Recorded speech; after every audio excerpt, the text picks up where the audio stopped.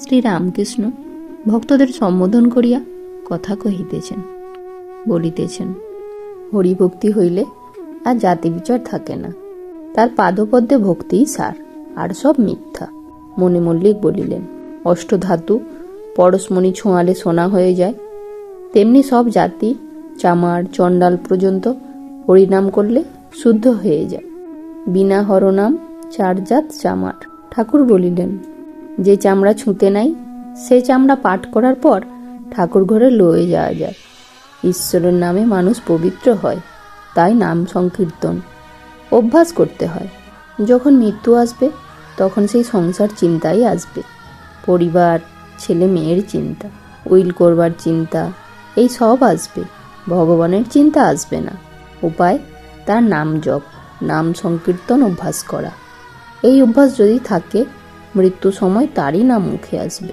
বিড়াল ধরলে পাখির ক্যাঁকা বলেই আসবে, তখন আর রাম রাম হরে কৃষ্ণ বলবে না। মৃত্যু সময়ের জন্য প্রস্তুত হওয়া ভালো।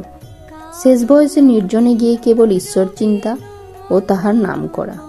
হাতি নিয়ে যদি আস্থা বলে যায়, তাহলে আর ধুলো কাদা মাখতে পারে না। নির্জনে তার চিন্তা ও নাম করতে বলছি কেন? সংসারে রাত দিন থাকলে অশান্তি। দেখো না, এক হাত জমির জন্য ভাইয়ে ভাইয়ে খুনোখুন। শিখরা বলে, জমি জরু আর টাকা, এই তিনটুর জন্য যত গোলমাল অশান্তি। তোমরা সংসারে আছো, তা ভয় কি?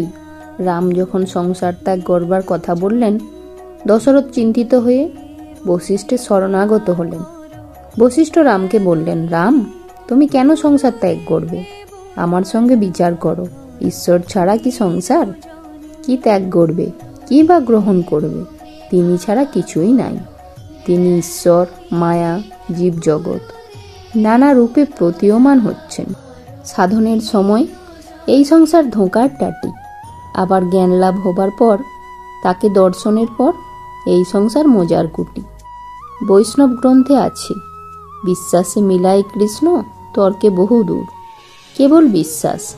রামচন্দ্র লক্ষ্মণকে বলেছিল, যেখানে দেখবে উর্জিতা ভক্তি, সেইখানেই জানবে আমি আছি। যেমন চৈতন্যদেব প্রেমে হাসে কাঁদে নাচে গায়, চৈতন্যদেব অবতার, ঈশ্বর অবতীর্ণ। শ্রীরামকৃষ্ণ মত্ত মাতঙ্গের ন্যায় নৃত্য করিতেছেন। নৃত্যের পর ভাবাবিষ্ট কিশোরী ভাবাবস্থায় পদসেবা করিতে যাইতেছেন। শ্রীরামকৃষ্ণ কারুকে স্পর্শ করতে দিলেন না। সন্ধ্যার পর ঈশান আসিয়াছেন। ঠাকুর বসিয়া আছেন ভাবাবিষ্ট। কিছুক্ষণ পরে ঈশানের সঙ্গে কথা কহিতেছেন। ঈশানের ইচ্ছা গায়ত্রী পুরস্চরণ করা। ঠাকুর ঈশানকে লক্ষ্য করে বললেন, তোমার যা মনোগত তাই করো।